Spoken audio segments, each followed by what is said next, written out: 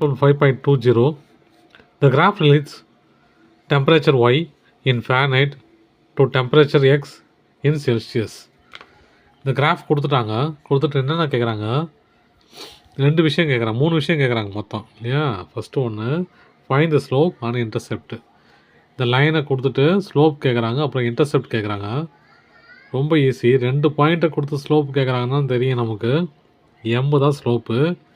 M equal to என்னது, y2 minus y1 divided by x2 minus x1.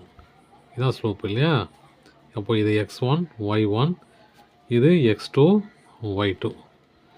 அப்போ x2 minus y2 minus y1 இல்லையா. 68 minus 32 divided by 20 minus 0 என்ன வரும், 32. 68ல் 32 போச்சுன்னா 6 3. அப்போது 36/20.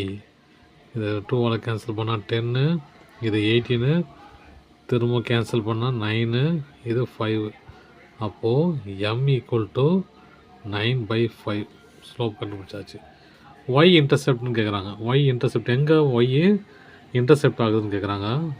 ஒய் எங்கே இன்டர்செப்ட் ஆகுது, 32ல் இல்லையா. அந்த லைனில் ஒய் எங்கே இன்டர்செப்ட் ஆகுது, 32. அப்போ ஒய் ஈக்குவல் டு 32. அதாவது C equal to 32. Y intercept சின்னு தானே படிப்போமா. ஆச்சா. அப்போது ஒய் இன்டர்செப்ட் சி என்னது, 32. சரி, செகண்ட் கொஸ்டின் என்ன கேட்குறாங்க அப்படின்னா, write equation of the line கேட்குறாங்க. இந்த ஒய்யையும் சிஐ எம்மையும் கொடுத்துட்டு ஈக்குவேஷன் கேட்குறாங்கன்னா நமக்கு எப்படி எதுவும் தெரியும் இல்லையா. Y equal to MX plus C.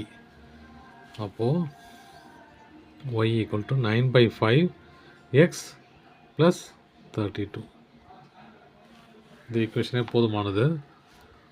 இதை கால்குலேட் பண்ணிட்டு எக்ஸ்ன்னு கொண்டு வரலாம், ஆனால் புக்கில் தான் கொடுத்துருக்காங்க, அப்படியே விட்டுடலாம். சி. தேர்ட் கொஸ்டின் என்னன்னா, எக்ஸ் 25 இருக்கும்போது ஒய் என்னவாக இருக்குன்னு கேட்குறாங்க. சரியா, எக்ஸ் 25 இருக்கும்போது ஒய் என்னவாக இருக்குன்னு கேட்குறாங்க. நான் இதே ஈக்குவேஷன் எடுத்துக்கிறேன்.